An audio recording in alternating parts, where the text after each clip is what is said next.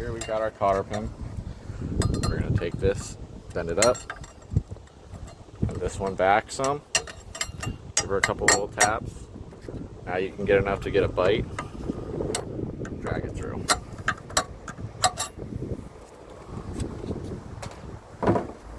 This is an 1 1/16. This is probably similar to what everyone's going to have on the boat.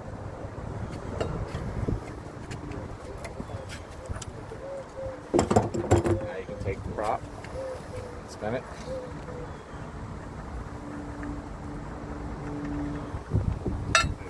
Here we go. Make sure this is you've got a washer and a spacer in here. That's this.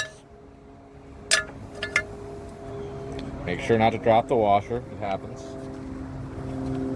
And now, to inspect your prop shaft seals, pull this up.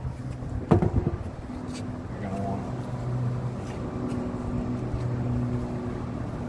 the idea is that this little spring in here, you kind of see it.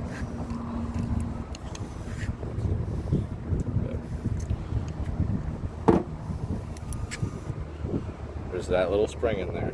As long as that's intact and still there, the prop shaft seals are good, as long as there's no indication of oil showing. This is just exhaust, soot from the exhaust. Now,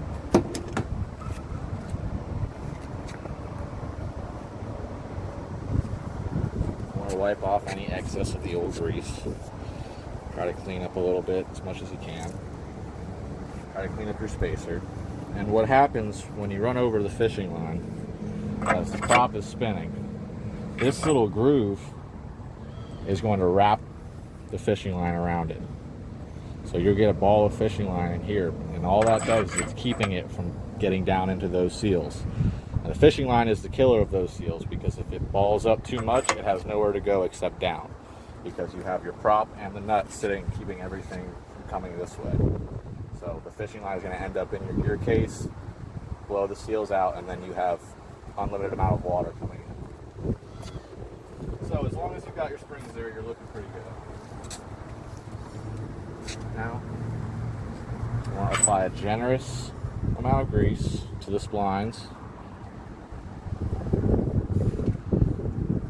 Make sure you get it all.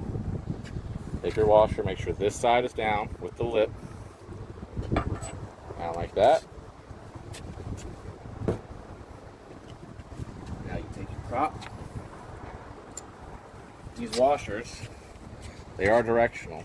You can kind of see one side is very flat, one side is rounded. The round side comes up. You want to hold the washer, don't try to put it all in at once. Slide it in, make sure your spacer sits well. Take your washer, take your nut. Spin the prop, makes it a little easier so you're not sitting there. Alright, we're tight. Now, for the sake of Yamaha, we're going to torque it down to the specification, which is 40 pounds.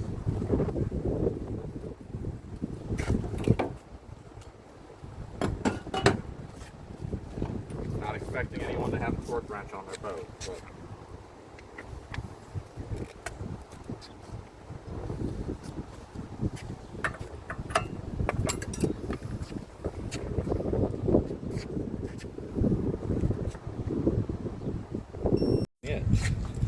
another 40 pounds, which is the specification for Yamaha. But if you can come and look in here, the hole for the cotter pin is just a little off-centered in the castle nut, which is going to make it hard to get the cotter pin through. So if you ever run into this, you want to go over. Now, I'm not expecting anyone to have the torque wrench on the boat when you're in a bind like this and you have a bunch of fishing line around the prop, but you always want to go over if you can with the torque spec. So now it's still off-centered. I've got to go a little tighter. And that's centered. If you're in a bind, try to get it as close as possible, as tight as possible, where you can get the cotter pin back through.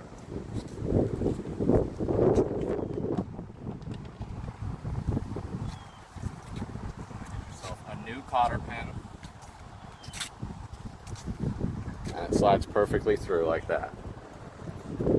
Nope, no rubbing whatsoever. Pull one side up, take your bottom side, push it down, and the prop will never undo itself. And that's it.